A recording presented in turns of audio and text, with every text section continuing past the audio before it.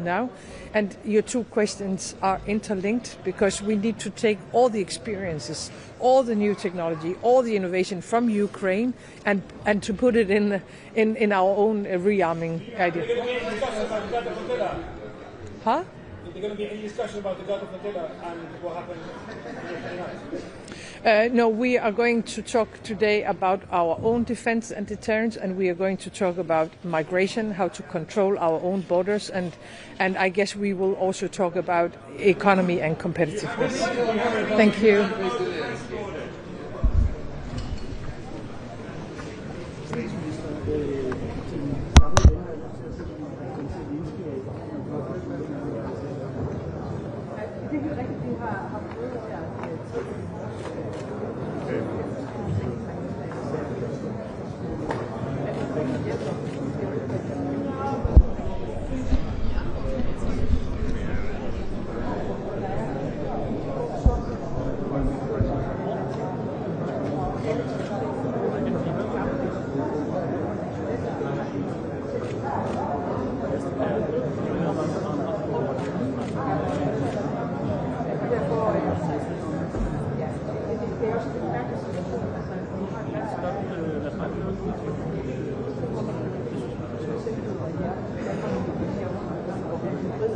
To put it in our own rearming idea. Is there going to be any discussion about the gut of Attila? Huh? Is there going to be any discussion about the gut of Attila and what happened tonight? No, we are going to talk today about our own defense and deterrence, and we are going to talk about migration, how to control our own borders, and I guess we will also talk about economy and competitiveness. Thank you.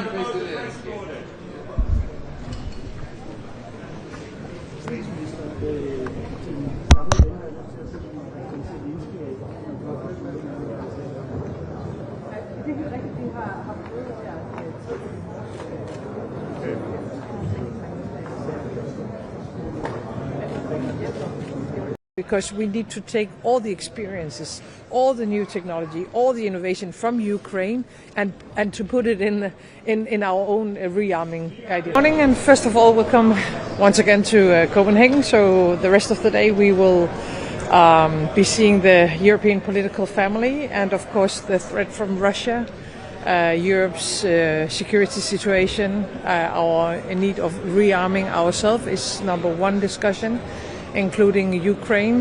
The President Zelensky will of course participate in our discussions, and beside that we will also focus on migration. So I look forward in seeing all the neighboring countries here in Copenhagen today. What is Europe going to do to fight the hybrid threats, not only the drones but also cyber threats and other threats to civilians? Yeah. That is one of the most important questions to ask today, because there is not only hybrid attacks, there is a hybrid war going on in Europe right now. It is part of rearming ourselves, because when I say rearming Europe, it means also make a more robust European society.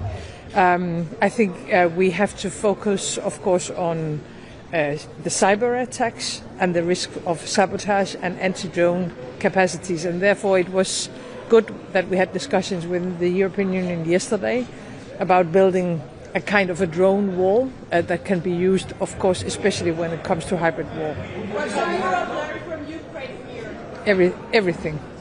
Everything. And the only experts right now in the world when it comes to anti-drone capacities is unfortunately Ukraine, because they are fighting the Russian drones almost every day. Well, we are not moving quickly enough on anything, meaning that I think everybody underestimated how big a threat Russia actually is. Not saying that we haven't done anything, because we are doing a lot, and my hope is that everybody will recognize that we have to look at Ukraine as the first line of defense. So everything we do in Ukraine is defending ourselves in the rest of Europe.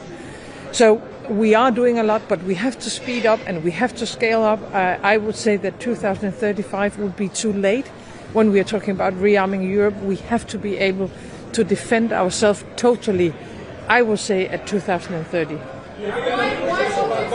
Huh?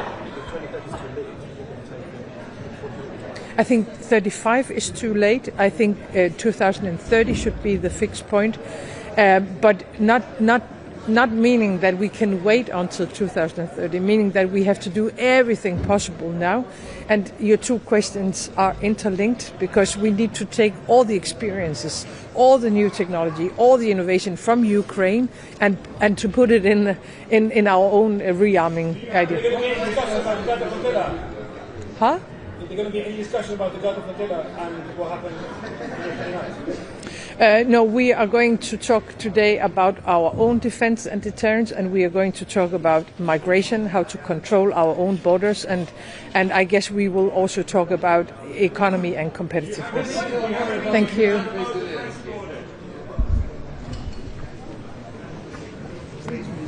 Once again to Copenhagen, so the rest of the day we will be seeing the European political family and of course the threat from Russia. Europe's security situation, our need of rearming ourselves is number one discussion, including Ukraine. The President Zelensky will of course participate in our discussions, and beside that we will also focus on migration. So I look forward in seeing all the neighboring countries here in Copenhagen today. What is Europe going to do to fight the hybrid threats, not only the drones but also cyber threats and other threats to civilians? Yeah, that is one of the most important questions to ask today, because there is not only hybrid attacks, there is a hybrid war going on in Europe right now. It is part of rearming ourselves, because when I say rearming Europe, it means also make a more robust European society. I think we have to focus, of course, on the cyber attacks and the risk of sabotage and anti-drone capacities, and therefore it was good that we had discussions with the European Union yesterday about building a kind of a drone wall that can be used, of course, especially when it comes to hybrid war. What should Europe learn from Ukraine here? Everything. And the only experts right now in the world when it comes to anti-drone capacities is unfortunately Ukraine, because they are fighting the Russian drones almost every day. Well, we are not moving quickly enough on anything, meaning that I think everybody underestimated how big a threat Russia actually is. Not saying that we haven't done anything, because we are doing a lot, and my hope is that everybody will recognize that we have to look at Ukraine as the first line of defense. So everything we do in Ukraine is defending ourselves in the rest of Europe. So we are doing a lot, but we have to speed up and we have to scale up. I would say that 2035 would be too late when we are talking about rearming Europe. We have to be able to defend ourselves totally, I would say, at 2030. Huh? I think 35 is too late. I think 2030 should be the fixed point, but not meaning that we can wait until 2030, meaning that we have to do everything possible now. And your two questions are interlinked, because we need to take all the experiences, all the new technology, all the innovation from Ukraine and to put it in our own rearming idea. Is there going to be any discussion about the Gulf of Attila? Huh? Is there going to be any discussion about the Gulf of Attila and what happened on the 29th? No, we are going to talk today about our own defense and deterrence, and we are going to talk about migration, how to control our own borders, and I guess we will also talk about economy and competitiveness. Thank you. Welcome once again to Copenhagen, so the rest of the day we will be seeing the European political family and of course the threat from Russia. Europe's security situation, our need of rearming ourselves is number one discussion, including Ukraine. The President Zelensky will of course participate.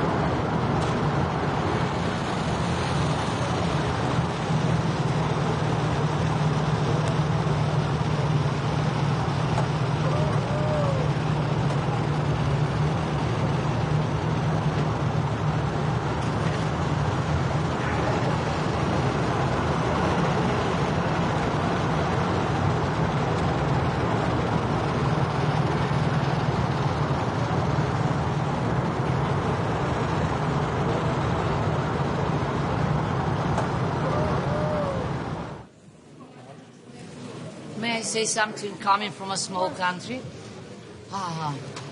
We need politics as the art of possible, instead of politics we are living with, in which the question is who, when and how wins. We need more Kantianism than Machiavellism. Thank you.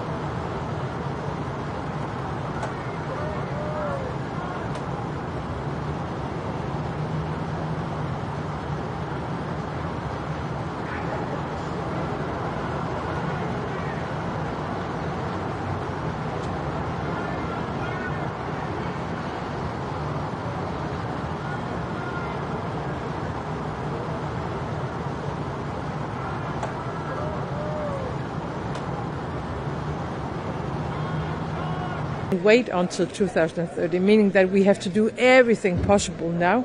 And your two questions are interlinked because we need to take all the experiences, all the new technology, all the innovation from Ukraine and to put it in our own rearming idea. Huh? there going to be any discussion about the God of Attila and what happened in the 29th? No, we are going to talk today about our own defense and deterrence, and we are going to talk about migration, how to control our own borders, and I guess we will also talk about economy and competitiveness. Thank you.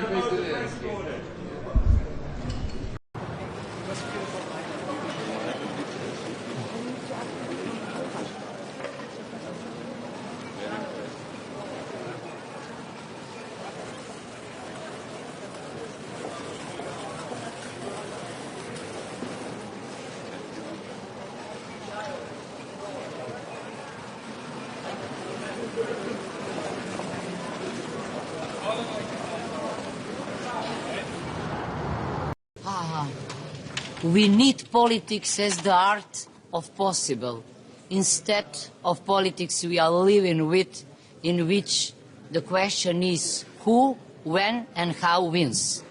We need more Kantianism than Machiavellism. Thank you.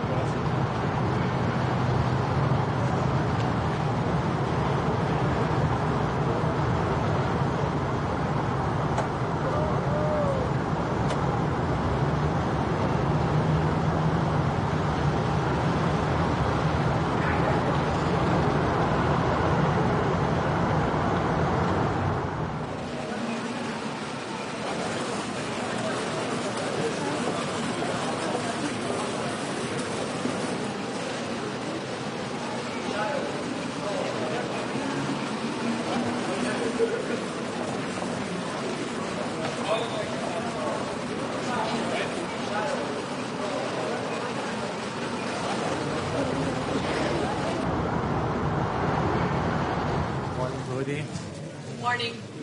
What does Europe need to do to protect itself from hybrid threats coming from Russia and other allies? I think we should never forget that our first line of defense must be solid institutions, solid democratic processes, and we need democratic security. Just think 1 second what would happen if we invest in the next 10 years hundreds of billions in hard security, weapons, military system, without to have solid institutions, effective democratic institutions. Imagine what would happen if in 10 years we have, because of democratic backsliding in Europe, an extremist party winning the elections. That's why we need both. And this divide between hard security and soft security is outdated. We need both. And if we invest a lot, and it's right to do this, in military defense, in military systems, we need to invest a lot in democratic security. We need to combat disinformation. We need to fight against foreign interferences. And that is exactly the role that we should also discuss here, and that's what I represent with the Council of Europe. Thank you.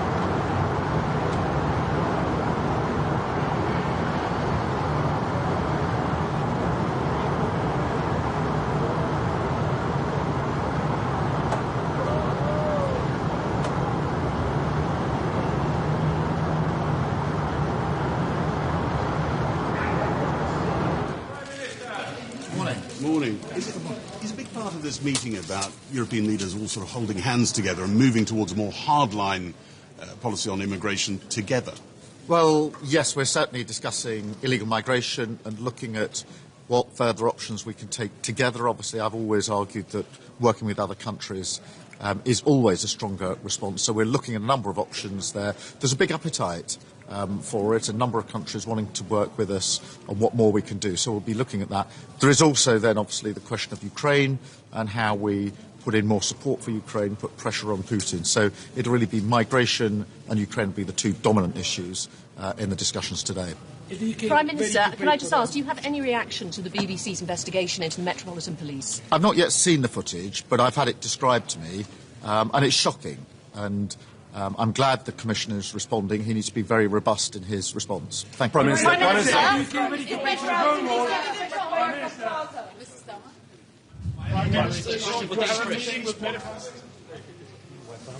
Just imagine 1 second what will happen.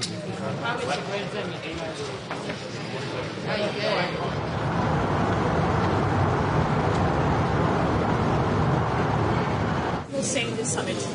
Sorry.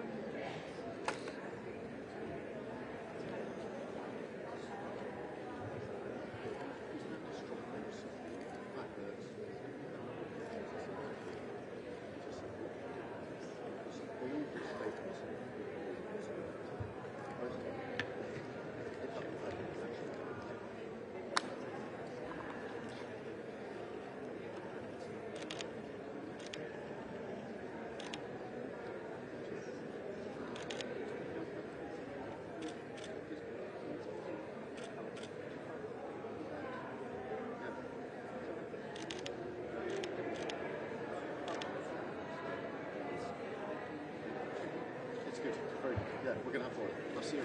Thank you so much.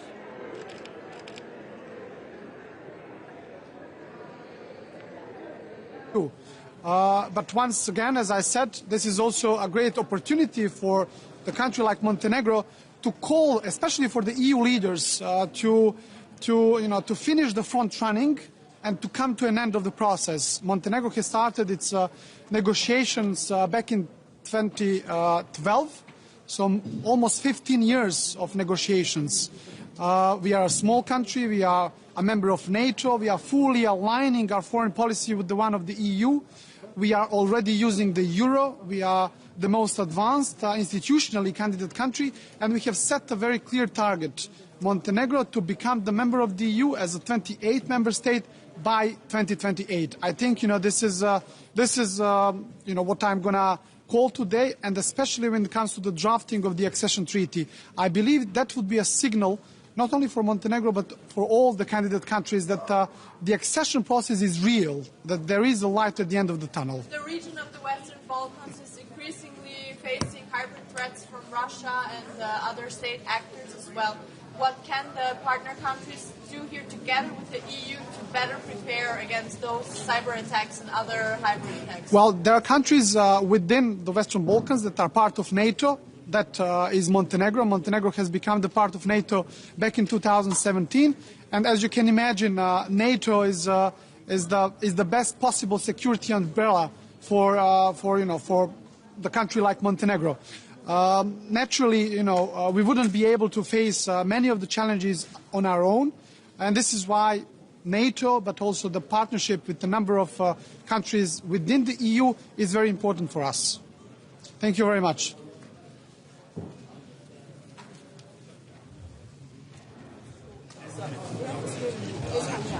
It's very serious kind of patient safety and trust issues with the system. What's your proposal to kind of tackle that? And then separately on the budget, you've been making the case, and the government has been making the case that the one-off measures are stocking. Do you think people will get that on the day? Well, in terms of the medical issue, I think the Medical Council has a clear responsibility here, and that systems have to be very robust and resilient in respect of tracking what's happening in other countries, particularly in the United Kingdom or in the European Union member states, or anywhere for that matter. There has to be very robust and resilient mechanisms in place before someone is put on the register here and before somebody is allowed to practice in Ireland. And I certainly would have concerns arising from this morning's article in the Irish Times. In relation to the budget, again, we do need to get on a pathway of sustainable budgets. There will be significant increases again in public expenditure this year. We've already outlined unprecedented investment in capital and in infrastructure projects, which is vital in terms of water, utility, in terms of energy, the grid, in terms of public transport, rail and roads, and in aspects of health, particularly digital health.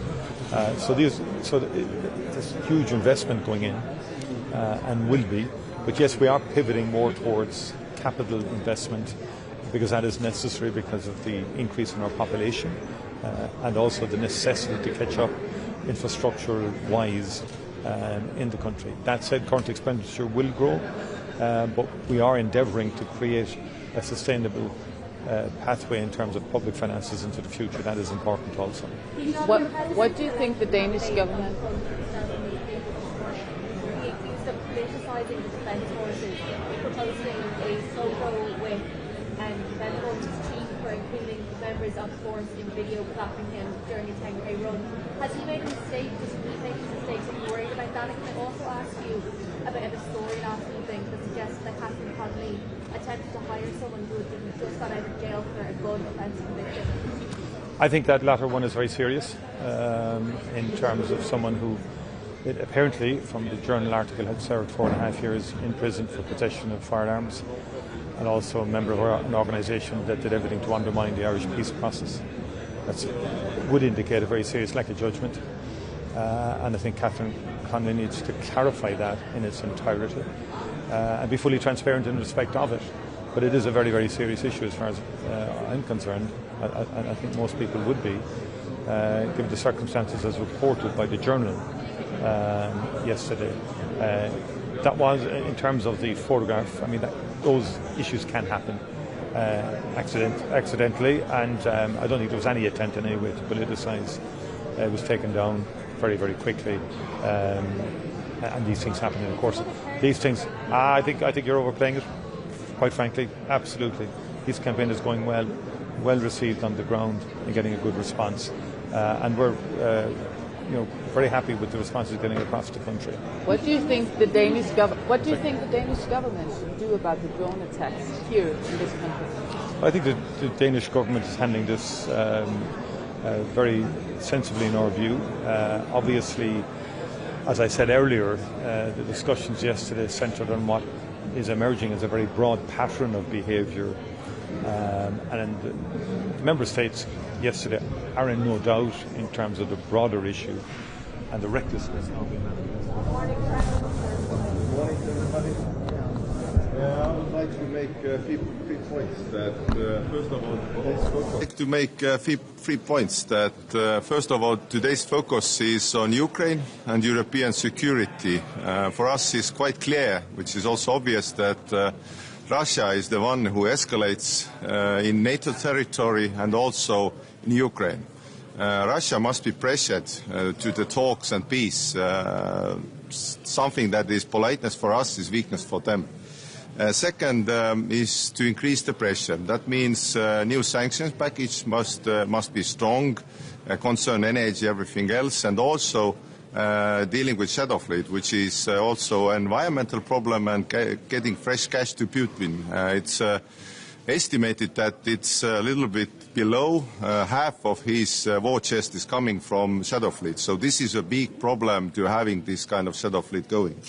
And third is obvious also that European defense industry and defense capabilities must increase because, to be honest, we have a big capability gap in the defense area, in drone area and so on. But we also have an opportunity because Europe's very well based on industry. So these are the main topics today. Thank you. Have a nice day. Thank you.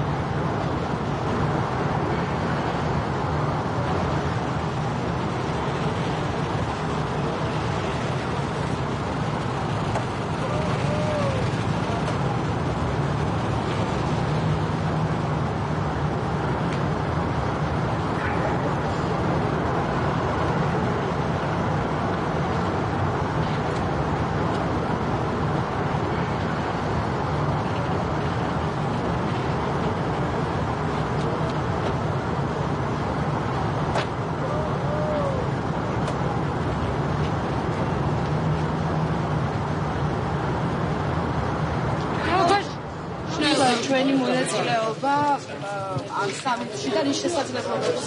როგორ ერთმანეთს ძალიან მნიშვნელოვანი ფორმატია, სადაც ევროპელ ლიდერებთან გვაქვს საუბრის საშუალება, გუშინაც ახშამზე ქონდა საშუალება, რომ არაერთ ლიდერს გავსაუბრებოდეთ და ყველგან საუბრობთ, რა თქმა უნდა, ჩვენს ეროვნულ ინტერესებზე, საუბრობთ ჩვენს ხედვებზე იმასთან დაკავშირებით, როგორ უნდა წავიწიოთ წინ ევროინტეგრაციის მიმართულებით, რაც არის ჩვენი საგარეო პოლიტიკის ერთ-ერთი უმთავრესი პრიორიტეტი. გუშინ მქონდა საინტერესო გაცვლა მოსაზრებების, იდეების ევროპელ ლიდერებთან და აქტიურად გამოვიყენებ დღესაც ამ ფორმატს იმისათვის, რომ მაქსიმალურად ვისაუბროთ ჩვენს ეროვნულ ინტერესებზე, ჩვენს ევროპულ პარტნიორებთან. განსხვავება გექნება პანელურ დისკუსიაზე, რაზე გააკეთებთ აქცენტს? თემა არის ეკონომიკა და ევროპის ეკონომიკური ინტერესები, მათ შორის დაკავშირებადობის კუთხით, მინერალების კუთხით და თქვენ იცით, რომ საქართველოს ამ კუთხით აქვს ძალიან სერიოზული პოტენციალი, მათ შორის სერიოზული სატრანზიტო პოტენციალი და რა თქმა უნდა, ამაზე გვექნება საუბარი ჩვენს ევროპულ პარტნიორებთან. Peace was achieved in Washington. What it will change in the South Africa.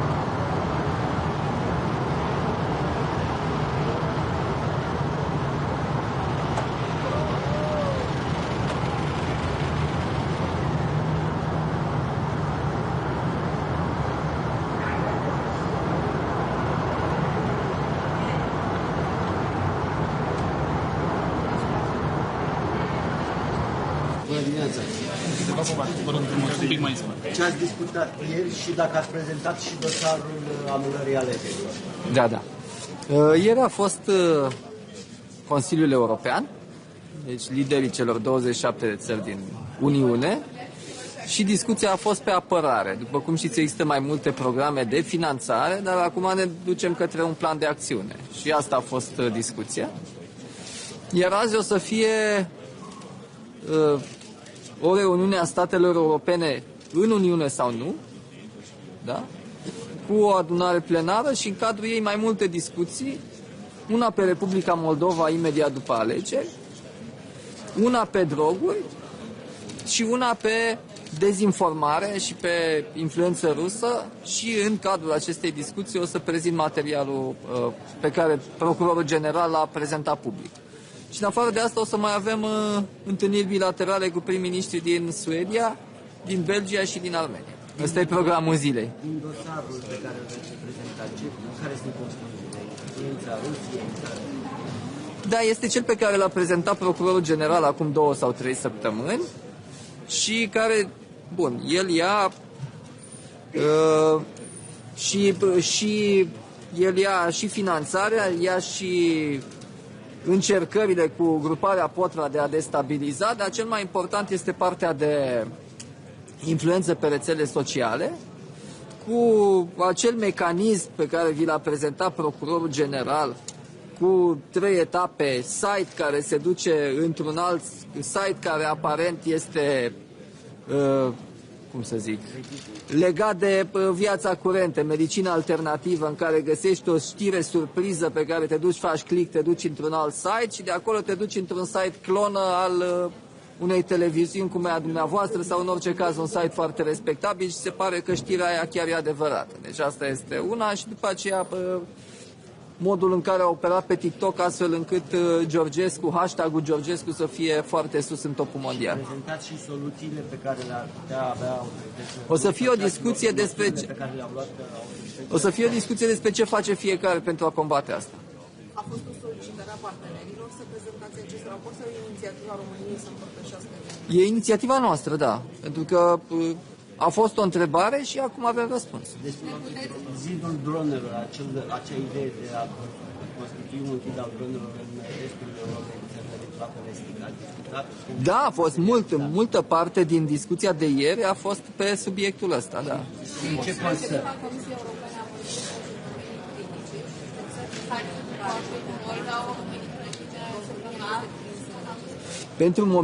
Pentru moment discutăm de o schiță a unui plan de acțiune. Deci mai întâi o să avem planul de acțiune și după aceea eventual lideri care să coaguleze.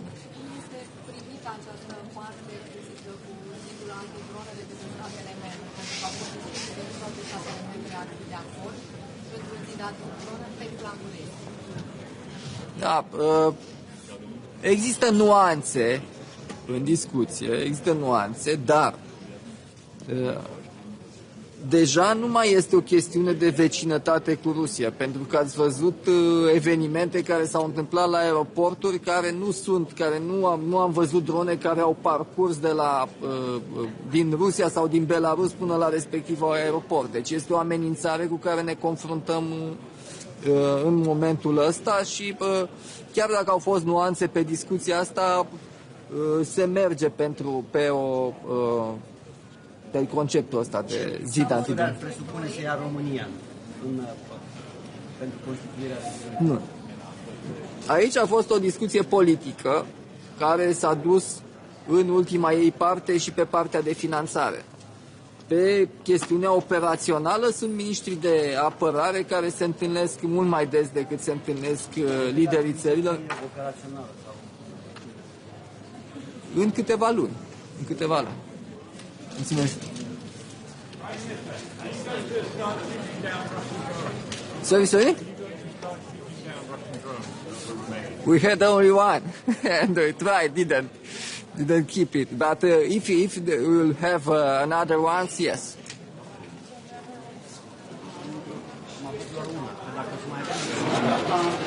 The United States are now providing satellite intel for the Ukrainian missile strikes. What do you make of that? Do you see President Trump changing position once again?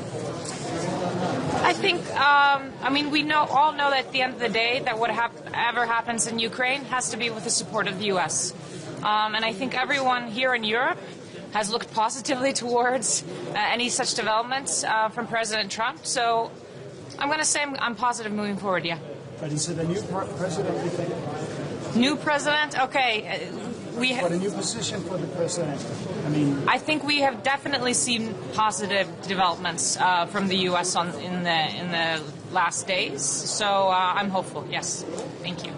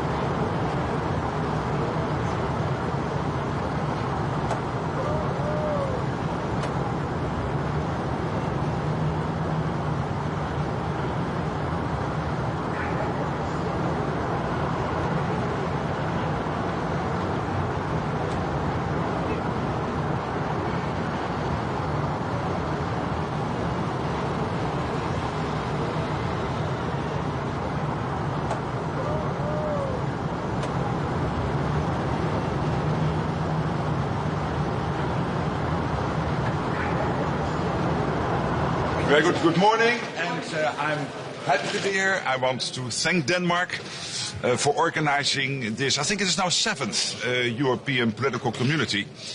Of course, with everything going on now, when it comes to our collective security, how to keep our skies safe, how to make sure that Ukraine stays in the fight as strong as possible now, but also to be in the best possible position when hopefully one day peace talks will start. It is important to come together, to chart a course. And the dinner last night was very successful, hosted by the King and Queen of Denmark. We discussed a lot of issues, and we will continue doing that today. So thank you for being here, and myself, happy to be here also. Secretary General, what are the things that... A bit louder, sorry. What do you say to this to say that NATO are not going to quit when supporting defence, supporting Ukraine? Well, but look at the NATO summit in The Hague. We committed to this staggering 5% of defence spending. Look what happened with the airspace incursions in Poland and Estonia.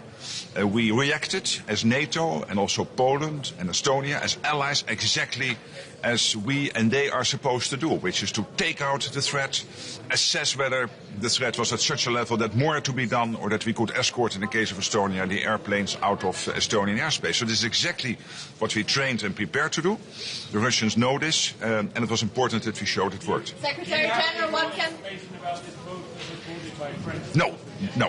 What can Ukraine contribute to better protect Europe against hybrid threats? Oh yes, Ukraine is, if that is your question, I understand your question correctly, Ukraine is of course a powerhouse when it comes to innovation, insights, for example when it comes to anti-drone technology, anti-cyber threats, etc. And the fact that Ukraine is now helping in Denmark, in Poland, NATO overall, to basically share its insights gained over more than 3.5 years of this terrible, full Russian onslaught, unprovoked, is very important. And we have this joint center, as you know, Ukraine, NATO, in Poland, JTEC, where we capture all the lessons Ukraine is able to share from their insights on the war effort.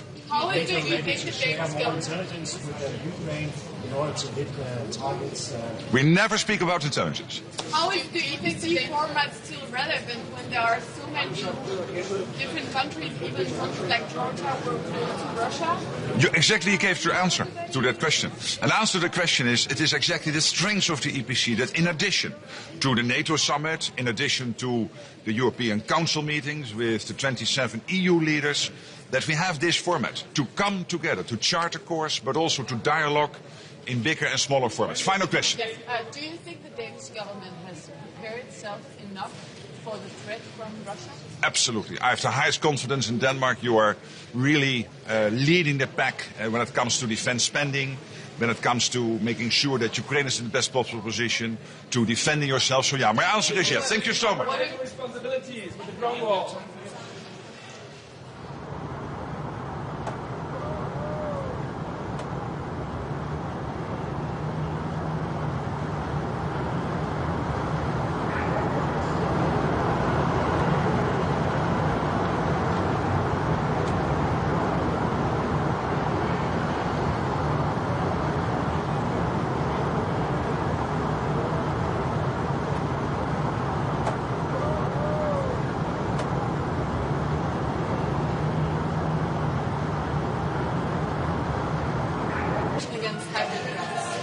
Well, there are very dire lessons to learn from Ukraine, and we are learning from Ukraine, and we're also practicing, I would say, Nordic and NATO solidarity. So when Denmark made a request to Norway to have anti-drone detection capacity, it was a very obvious decision for us to provide that equipment. Are EU countries too weak? Because you have Norway, you have UK, you have Ukraine helping to secure the space here in Denmark. Is the EU too weak? It just illustrates that we have to work on this. Had this been an issue 5 years ago, you would have not thought about it. But I think drones, you see what role they play in the war in Ukraine. You see how they create hybrid uncertainty in countries throughout Europe. So we have to improve our detection capacity. We have to improve our cooperation between police and defense, and we are working on that. To what extent will Norway be part of the SAFE instrument, the SAFE program provided by the European Commission? We are working to be part of that. Is Norway going to contribute to the drone war? Is Norway going to contribute financially to building the drone war? Yes, we will be. We are in touch with the Commission to be part of that initiative. Yes. Does Norway see some value in these summits, the format of it? Yeah, I'm Norway, not being member of the European Union, we think that this broad European platform is useful. It's not a forum for decisions, but, meeting and discussing and exchanging. Especially one issue now, which is emerging in addition to Ukraine, is how we together fight organized crime. And we all have in our countries now even younger people committing even more serious crime. And they're all backed and initiated by criminal networks working on the internet. And we cannot let criminal gangs have an advance on governments on this. So this is one theme we will discuss here today. How do you think the Danish government should prepare Denmark for future drone attacks? Well, I think, now Nordic countries, European countries are collaborating on how to understand this drone threat. Many inhabitants in our countries have drones for private purposes. And so this is mixed with the challenge we may have from external actors creating uncertainty in our countries. So this drone phenomenon flying in our skies have to be treated with more equipment to detect, possibly take down. And we have to work both on capacity and methodology. So here I think we should take advantage of us being democratic countries. We can do it in NATO, we can do it in European settings, and we will certainly discuss it today. But it seems as though Denmark weren't prepared for those drone attacks? Well, I cannot comment on that, but it was very obvious when Denmark asked Norway for assistance, we were happy to provide what we had. What did you give to Denmark? Well, I will not comment on the specificity, but we provided equipment and we provided personnel. And they are put in a Danish command while they are here. So will you take it back after this meeting? We will. We will need it in Norway. So do you please have a comment at all on Israel's interception of Gaza aid boats overnight and the arrest of several of those trying to deliver desperately needed aid to Gaza? Well, it illustrates that we need to get desperate needed aid to Gaza. And I think the main thing here is to get in aid through the established channels and let the UN and the well-trained organizations distribute that aid. And then I just have to say that Israel should respect, international law and treat this in a cautious way. Okay. You're not part of the EU are now building the drone wall. Where does it leave you? You are correct. We are not part of the European Union, but we are part of Europe. So on these issues of defense and security, we have very close cooperation. So on this strengthened cooperation against unwanted drone activity, we will be part of that. Are you coming with even more money to support Ukraine after the criticism of your lack of support? We provide this year almost $8 billion in 25, same sum for 26. I think that's a very significant sum. I just met President Zelensky today. I think what you see now in support to Ukraine is that it is gradually becoming more and more Northern European and Nordic. And we will continue to maintain a high level, but we also need to get other countries to chip in. Do you agree with the criticism that you were a bit too slow? No, I don't agree with that. We have been consistent from the start with very substantial support. And we are also very focused on providing what Ukraine asks for, what they need. And that is what we will continue to do. Jeg vil gerne spørge på dansk, svare på norsk. Den danske statsminister har sagt op til topmøderne her, vi befinder os i en tid, der minder om tiden op til 2. verdenskrig, mellemkrigstiden. Er du enig i den analyse? Enhver tid får sin historiske karakteristikk, og jeg tenker at vi skal forstå vår tid ut fra den tiden vi nå lever i. Som vi sier, historien gjentar seg aldri, men den kan rime, den kan gi noen leksjoner. Og jeg er mest opptatt av at vi nå forstår hva denne tiden består i. Og der handler det om å gi støtte til det landet som er angrepet i en fullskala invasjon, Ukraina. Det handler om å samarbeide mellom demokratier mot sammensatte hybride trusler. Og så handler det om å finne løsninger for at landene igjen begynner å snakke med hverandre. Det er vår tids utfordring. Det kan virke som om, at vi i Europa er et skridt bagud hele tiden. Hvordan kan vi komme til at komme et skridt foran? Hvordan kan vi sørge for, at vi ikke, for eksempel i forhold til dronetruslerne, de hybride trusler, at vi er godt nok rustet, garderet til at kunne håndtere det, der måtte komme, de trusler, der måtte komme i fremtiden? De hybride truslene er utfordrende, for de er nye, og de visker ut skillet mellom et angrep og en usikkerhet. Våre borgere har jo veldig mange droner. I Norge registrerte vi i fjor over 1000 droneobservasjoner, og de fleste av dem er sivile nordmenn som er uforsiktige med droner nære flyplasser. Men det skaper en usikkerhet som også eksterne aktører kan bruke. Jeg tror demokratiene er sterke. Hvis demokratiene samarbeider, har god informasjon, snakker sant om utfordringene, så er vi sterkere enn de autoritære som forsøker å splitte oss. Er det så ikke ærgerligt, at I ikke er medlem av EU i disse dager og disse tider? Norge må gjøre det beste ut av sin situasjon. Jeg var tilhenger av at Norge skulle bli medlem av EU. Norske folk stemte annerledes. Og da må vi bruke de mulighetene vi har til å samarbeide nært med nordiske og europeiske partnere. Og Norge skal være Jeg tror det er slik som Ursula von der Leyen sier, at Norge er EUs beste venn. Det får være det beste vi kan få til. Regarding increasing military spending of the EU members and downgrading. Well, I think the reaction leading up to this European Council yesterday and today's EPC has shown the absolute for my Polish. I have just one short message to my Polish journalists. You can work together. But of course we have to see that we need to learn more. We need to be faster. We need to be better prepared. We need to defend. We need to deter. But we also need to detect. And I think we can learn a lot from Ukraine in its drone expertise, in also understanding that if there are threats, we need to be able to counter them.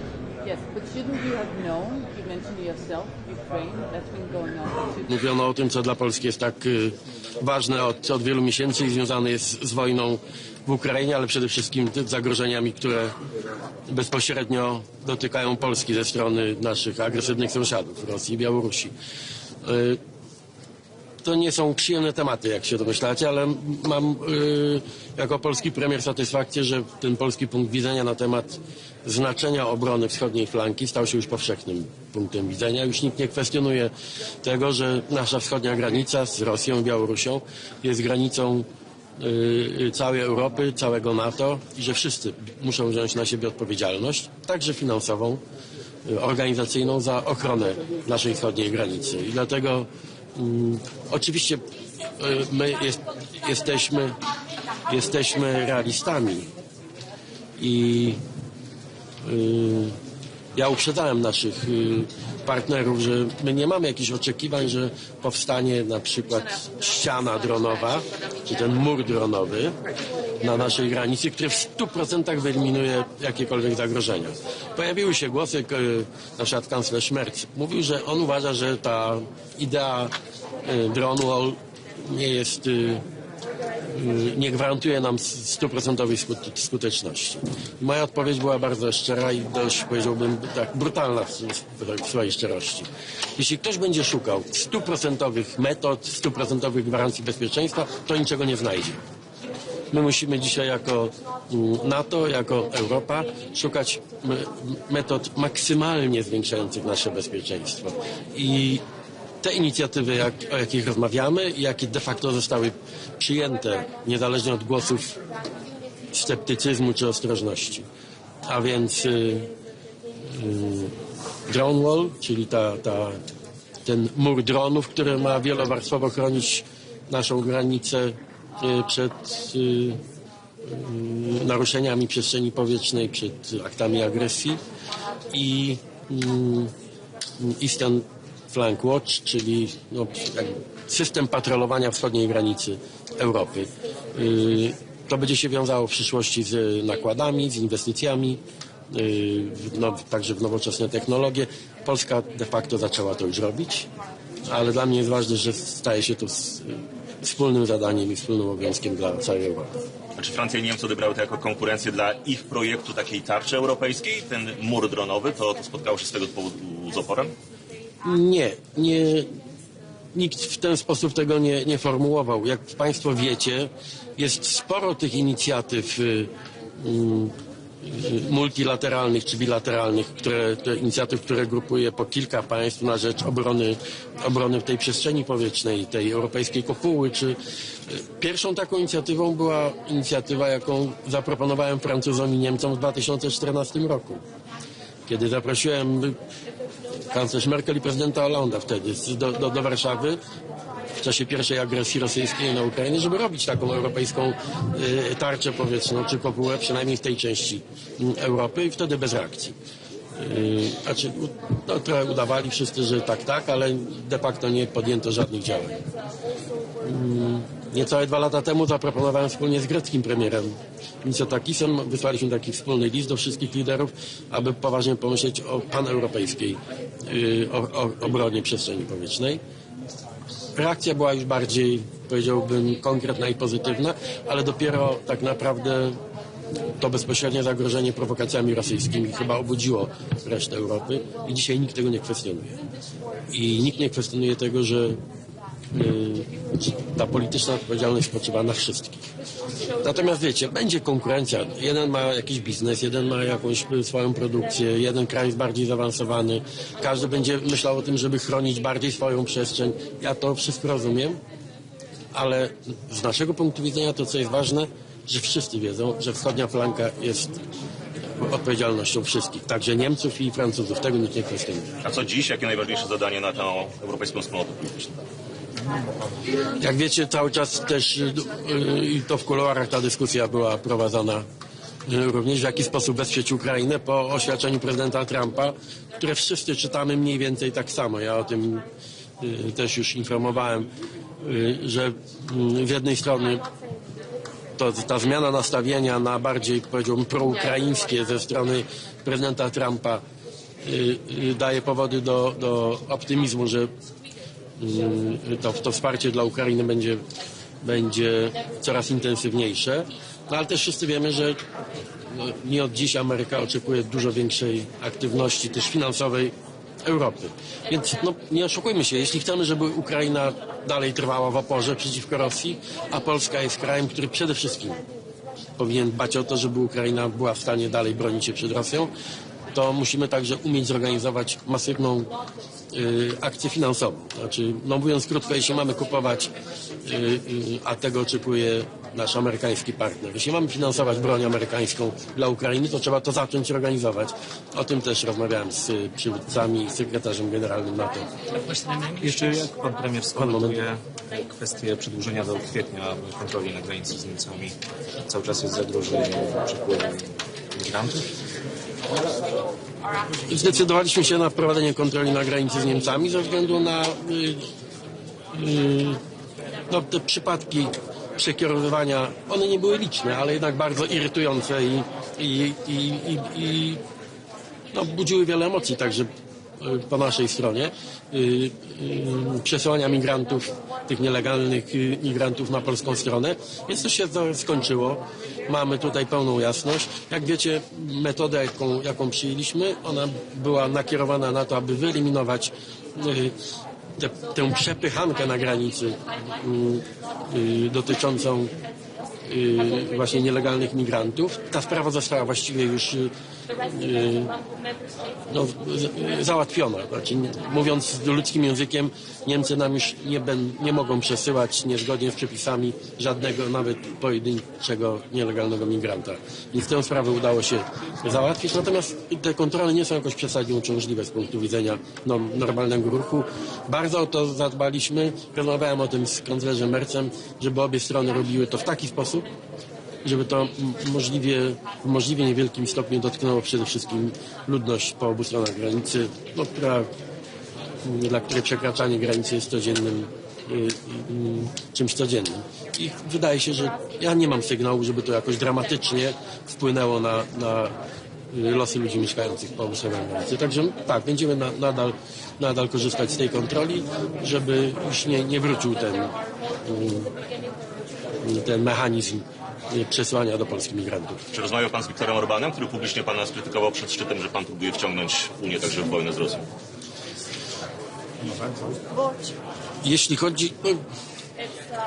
Z Viktorem Orbanem mamy problem, znaczy ja nie mam osobistego problemu, znamy się długie lata, siedzimy obok siebie na Radzie Europejskiej a to, że jesteśmy wobec siebie krytyczni, jeśli chodzi o relacje z Rosją, to wiadomo od lat. Pytanie o Viktora Orbana i o wojnę, ponieważ Viktor Orban uważa, że nie ma wojny, ja uważam, że jest wojna.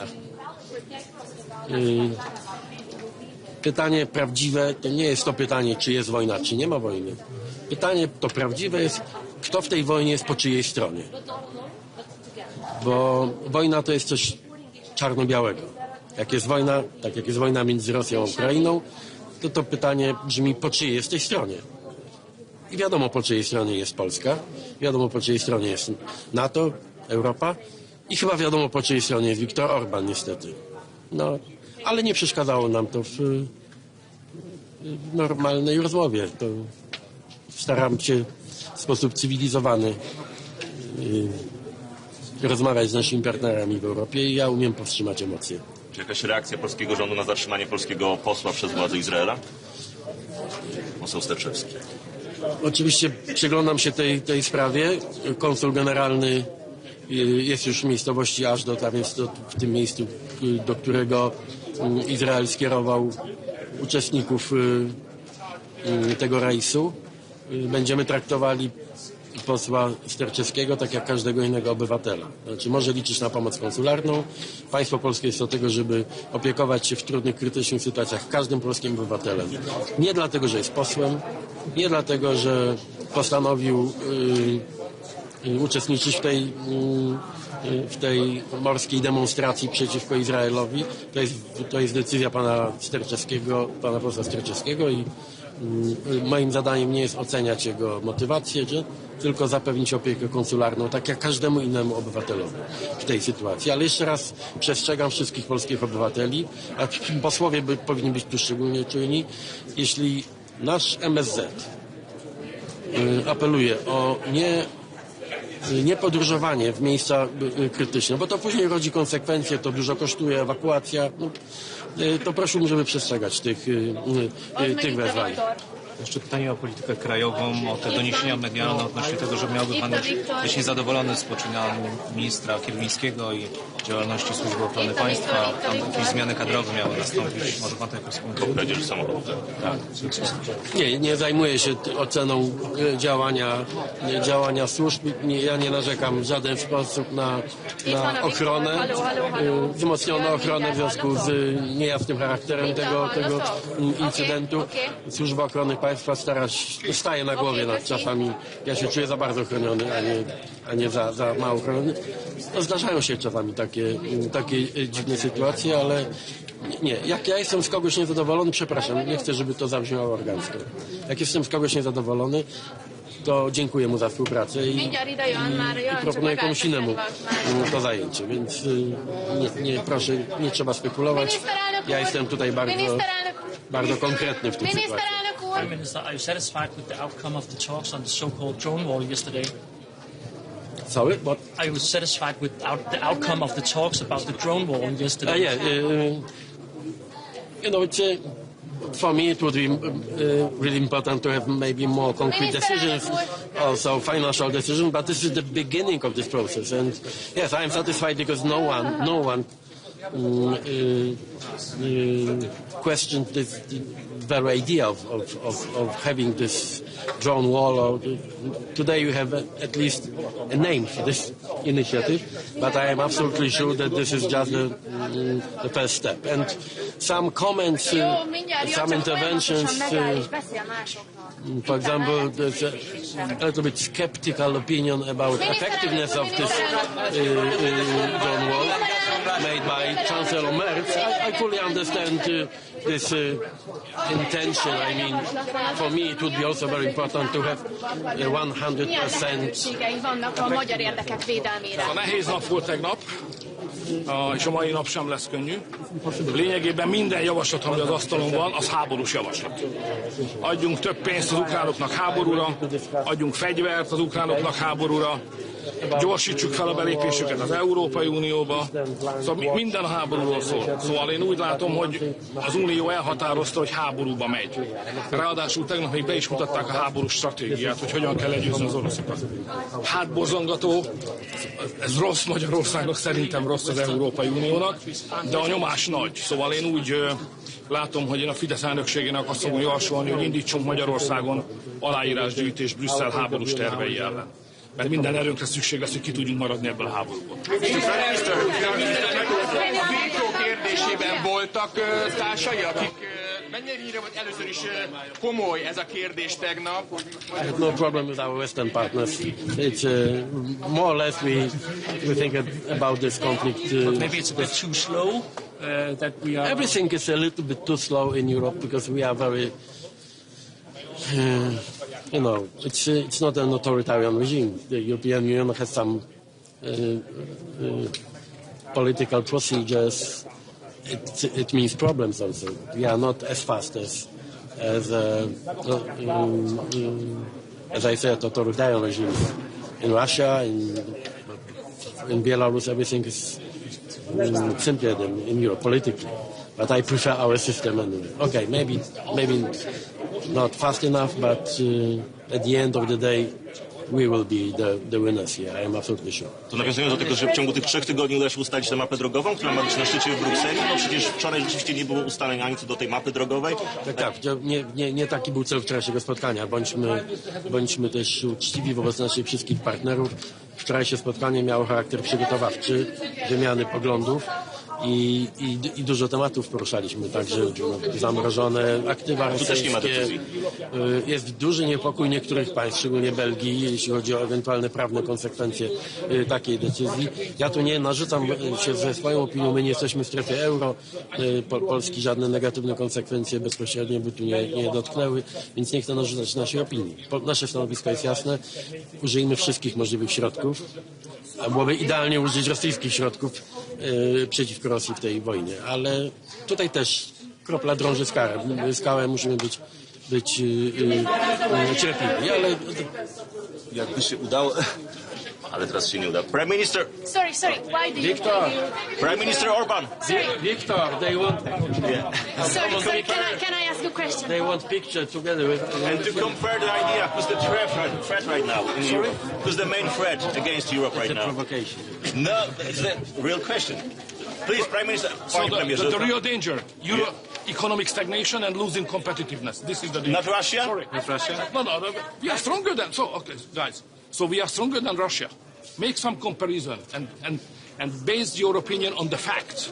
So we have more than 400 million people, yeah? Russia is 130 something. Look at the European GDP. It's like that. Russia is like that. We spend altogether 27 more on military spending than the Russians. So why we are afraid? We are stronger than they are. The question is whether we have... I love you when you use my argument whether we have leadership to come together and to defend our interests together. That's what we should do anyway. I'm sorry. I'm sorry. Can I ask one more question? Why do you think that the Russia-Ukraine war is Europe's war? It's something obvious in Poland. It's nothing abstractive. You know, after the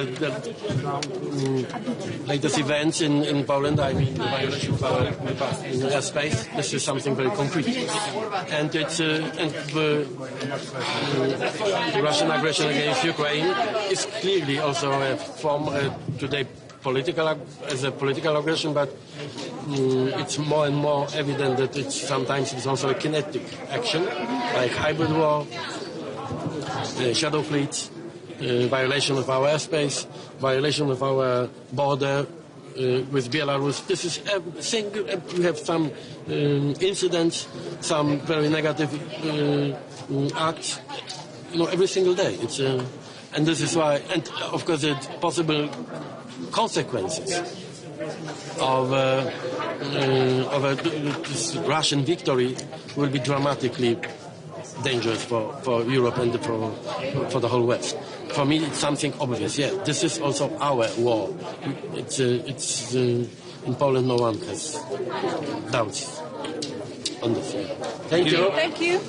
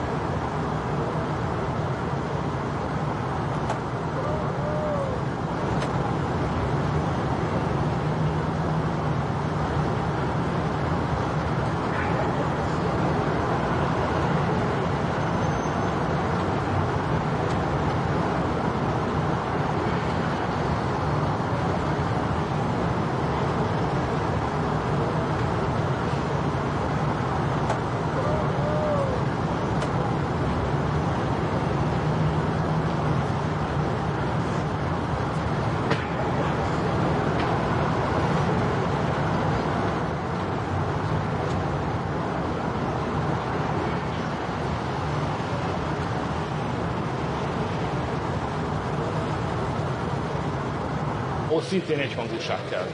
És sem mondtam, hogy nem járulok hozzá, tehát ez meghal. Georgia. We're always here asking. Now, the Prime Minister has a meeting with me today. Yes, what can you say about this meeting? So what else we can do together, Prime Minister? Also, how Brussels treats Georgia. So first of all, Georgia is the most successful, the best successful European country. I don't know any other country which is so successful as you are. Political, stable, economy is just rocketing, so we admire and we study how you are so successful. So I think Europe needs successful countries because unfortunately many of us are unsuccessful. The economy does not work here, it's rather paralyzed, it's stagnating. So we need countries like Georgia to join. So how fair are some leaders, how they treat Georgia sometimes from Brussels, I mean? You know, Brussels is not the headquarter of fairness, definitely not. Okay, what about Azerbaijan? Igen. Tessék? Nincsen napirenden. Előkészítés alatt áll, de nincs azon a szinten az előkészítés, ahol... They want picture together. Azerbaijan is the golden reserve of the European Union because we have a lot of difficulties with energy and you are very rich and you are very cooperative. We have a stable and good leadership, so Azerbaijan is the golden reserve to the European Union. Lesz olyan is, igen, lesz.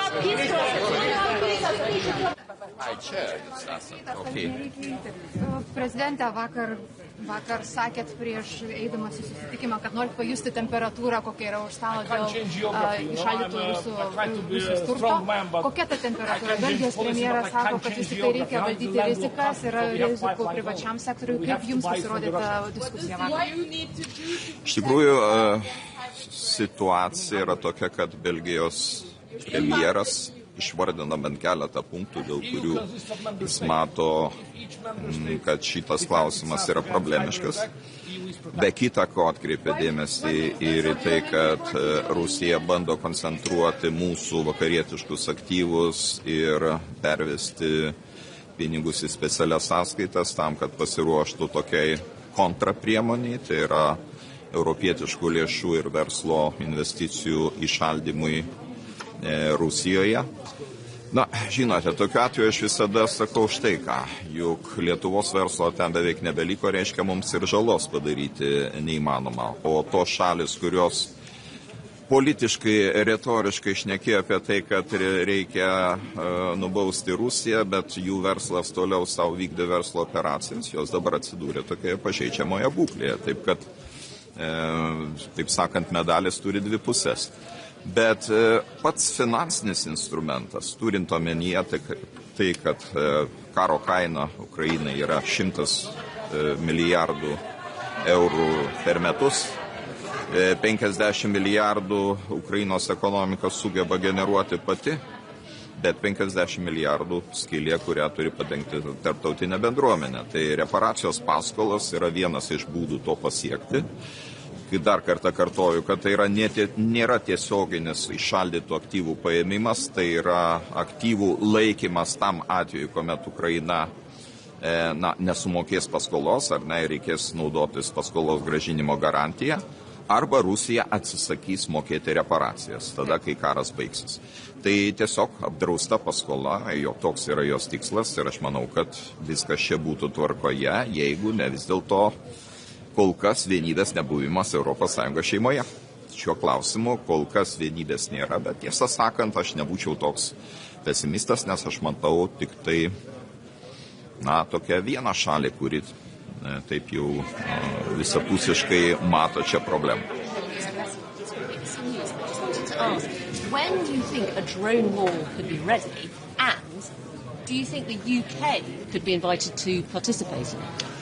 It would be great to see United Kingdom in this club of a drone wall. Of course, a drone wall is a very ambitious project. And we have to keep in mind that 3,000 kilometers along the border, this is really a big challenge to build very comprehensive or very strong wall. We in Lithuania, we go a little bit different way. We try to protect those areas or those parts of our border which are most exposed or which are most vulnerable because we see that the drones are coming usually from Ukraine through the territory of Belarus. Belarus is trying to shoot them down too, but not in all cases successfully. And then they come to European Union, to Baltic states first of all, and to Poland. So we have to protect the areas which are close to our capital, because they are on those trajectory of the drones coming from Ukraine. And it costs, of course, quite sufficient amount of money, but it's anyway cheaper than to build the wall or the system which could protect every inch of Lithuanian soil. Because in that case, probably we should spend more than our GDP. When do you think this concept could actually be ready for Europe? It's a good question, but I think if we will start from the selective approach by building this drone wall, I think this is possible to build. At least the first stage could be completed until the next multi-annual financial framework, and maybe in the next financial document of European Union, it will be there will be money specially dedicated for that purpose to go to the another stage, second stage of building of the drone wall. But this is really the business we cannot complete over the night. And will you actually invite the UK to take part? We would be more than happy to see our friends from United Kingdom participating, and I hope that they will consider. Because, you see, initially we thought that this is the threat for the countries which have direct border with Belarus, Russia, which are really directly on the front line. Now the recent events in Denmark show that even countries which do not have the border with the Russian Federation are exposed. No matter it's coming from the, let's say, shadow fleet in the Baltic Sea or from other sources, but all countries are exposed to this threat. United Kingdom not excluded. So I think this is the answer. Why is it so hard for the EU to agree on an architecture for the 140 billion euros and the frozen assets? Can you tell us more about this, please? We arrived a lot of buildings, monuments. My team told me also bridge been illuminated in Ukrainian national colors. It speaks really volumes. Thank you for this. You are with us from the very beginning of Russian aggression, full-scale war. And today we will discuss a lot of things. I think that the most important that today Europe really faced this drone threats, and Ukraine has relevant experience in it because of the war. Maybe the biggest one because of this, the biggest one in the world, and of course we will not. We will not stay aside, and of course we will support Denmark because they are our friends. Thank you so much. There's reports in the American media today that America is going to provide you with long-range intelligence. No, we spoke with the United States. We are very thankful to President Trump for this dialogue. Last time we had very good meeting, very productive dialogue, and we spoke about long-range missiles, long-range weapon. I mean, we spoke about it, so we will see. Everything depends on his decision. It's significant. I'm sorry.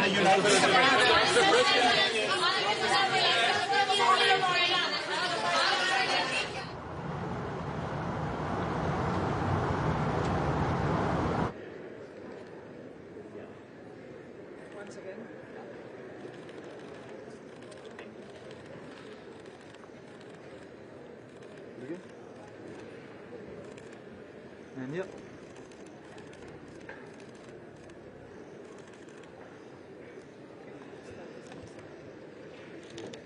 Thank you.